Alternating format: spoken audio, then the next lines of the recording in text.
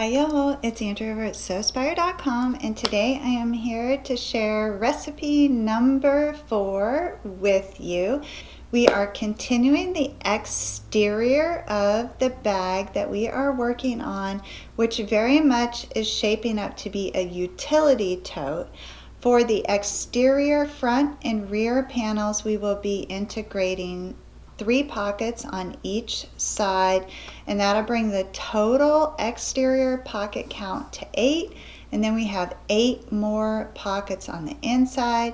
So this is going to be for projects or a specific purpose, and right now I'm just referring to it as the utility tote, and that may end up sticking by the time we finish.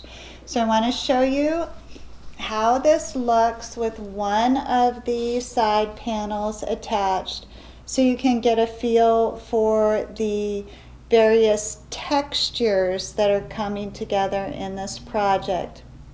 The panel that we're going to create today is this exterior front and or rear panel. They're identical, and it has the 3 wide pockets, the trim at the top that's ideal for attaching your labels or other embellishments.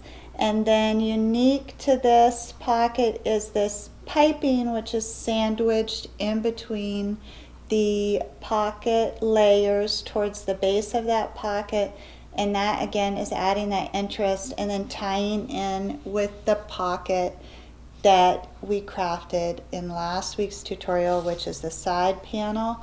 Next week I will show you how to assemble the bag. I just really felt it was important for you to see the project with that side panel attached, so you can see the contrast that is happening with the color blocking and then the various prints. So I'm going to set this aside and then move the camera down so we can craft that pocket panel. So the actual pocket is crafted from a piece of material that is 18 inches wide by 15 inches tall, and I just folded that in half with the right sides out, and then I'm going to trim those top raw edges with an accent piece of fabric that is 4 by 18. It's crafted in the typical Sewspire strap method. Fold that in half long ways and press. Open that up. Bring those raw edges inward to meet on that center press line. Fold that over and press. Then we're going to just open that back up and insert those raw edges of that pocket in between those layers there, and then fold that over and clip or pin. Then I want to take an 18-inch piece of cording, and I am just using this decorative trim that is 5/16 of an inch. It's 100% polyester, and then I'm just going to thread that through the pocket and pull it out the other side, and then wiggle it down towards the base of that pocket and just push it as close as possible to the bottom edge of that pocket, which is our fold. And then again, you can clip or pin to hold that in place. And I'm going to begin by stitching my trim across the top of the pocket first. So I'm just going to add 1 layer of stitching right close to that bottom edge. And now if you want to attach a label or any other kind of embellishment, is a great time to do that. I would just stitch that in at center on this trim piece here. Then I have my body panel here, which measures 15 inches tall by 18 inches wide, and it is a quilt weight cotton with some batting behind that. And I want to position the pocket 3 inches up from the base of the body panel. and then I'm going to stitch across the bottom of that pocket, getting as close as possible to that piping in order to sandwich that in between the fold of the base of that pocket. And the easiest way to do that is to adjust the needle position all the way to the right.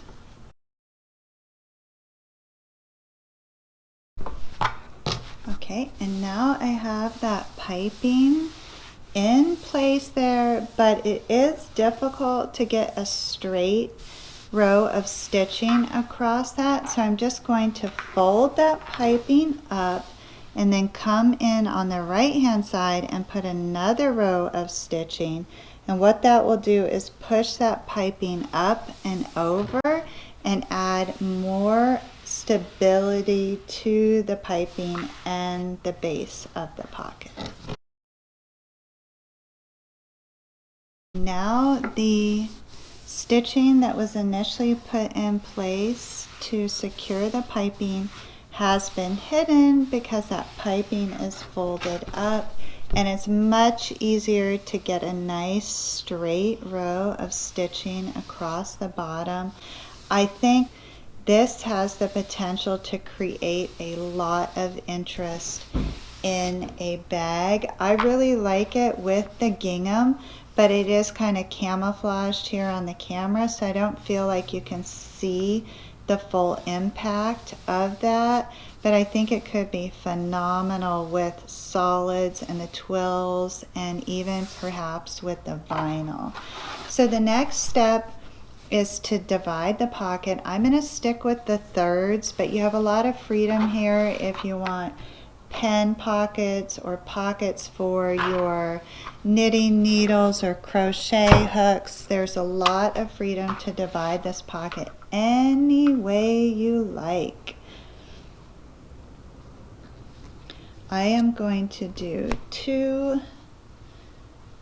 rows of stitching 6 inches apart to give me 3 equal pockets, and I'm just going to start stitching at the top of that pocket and then stop as soon as I get to that piping so that the piping will still fold up nice. Those initial stitches are in place. Now I think it's nice on the exterior pockets to add that second row of stitching, so I'm just going to frame out the interior of the center pocket with some box stitching that goes down the side, across the base, and back up. And then completely optional, I'm going to come in and just put a little row of stitching in between each of those stitch lines to even it out.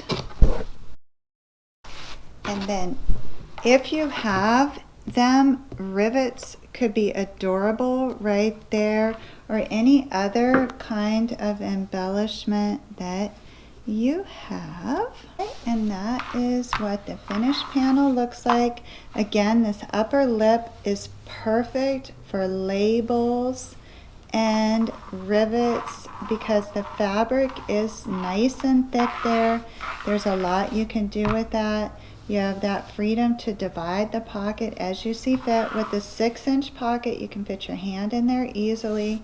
This height is a good height for most items. I'm really looking forward to seeing this bag come together. I think it's going to make a great work bag for me with the laptop pocket on the inside. And I'm just going to bring over the panels that we've crafted to date so you can have a little review. Last week we built out the side pocket, which has the angle and the piping. That was recipe 3. And this is going to be the base for this bag. If you want to pre-cut that, it's 6 inches wide by 18 inches across. I'm very tempted to quilt the base of this.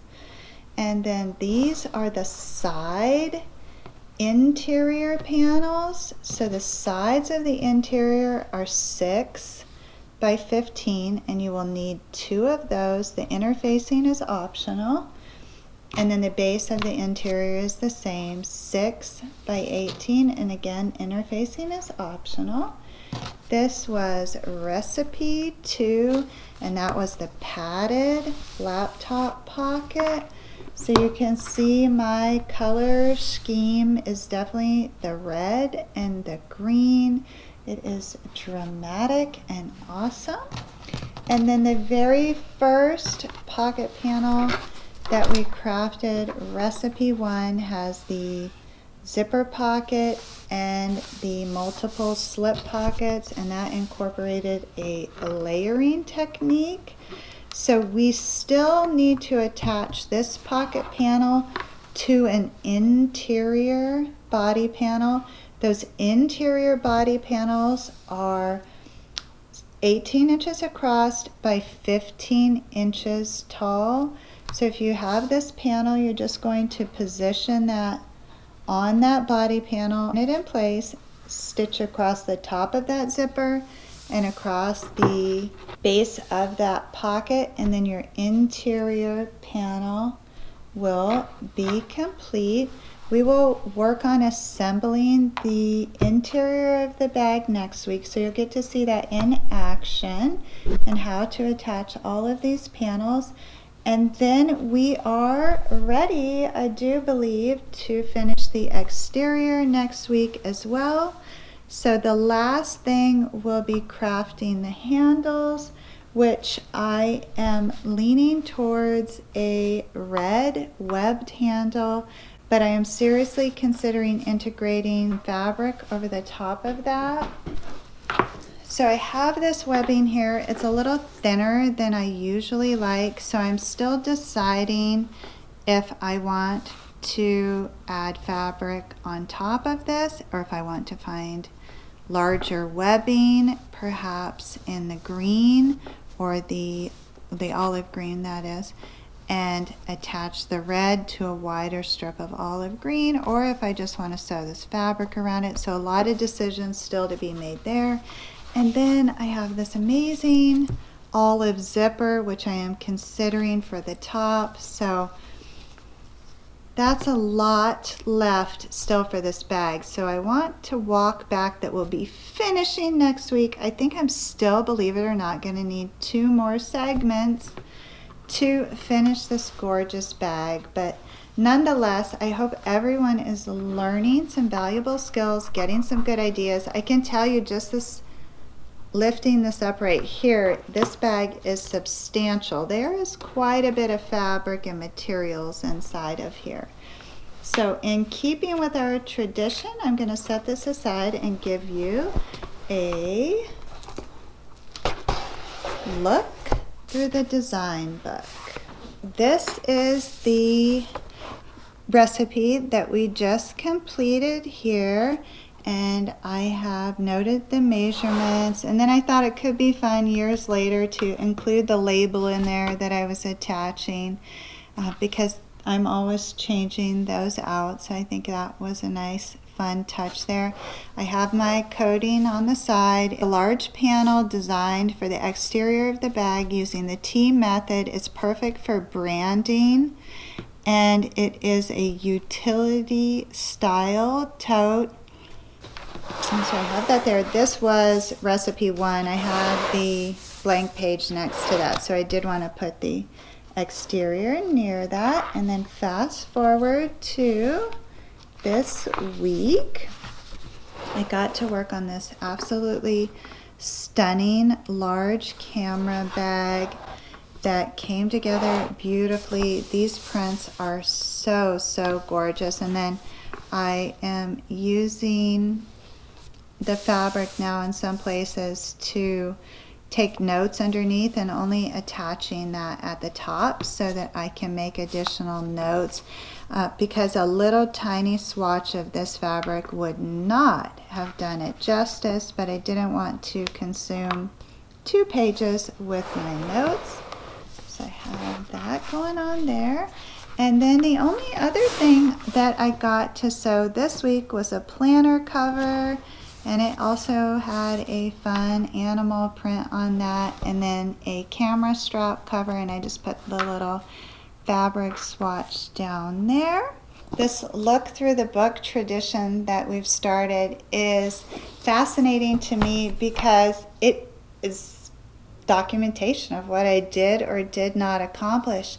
And I really, when I only saw 2 projects in there, it was like, I feel like I ran 1,000,000 miles an hour this week, but I only got 2 projects done. How is that possible? So I am going to flip back through my planner and figure out what happened to my week and how I can keep that from ever happening again, because that's not enough sewing for me. No wonder I'm feeling depleted. I don't know about you, but I really need my time in my creative space to make and be fully immersed, and I definitely don't feel like that happened this week. So I want to thank you for spending this time with me today. It was my absolute honor to be here to design and create for this community.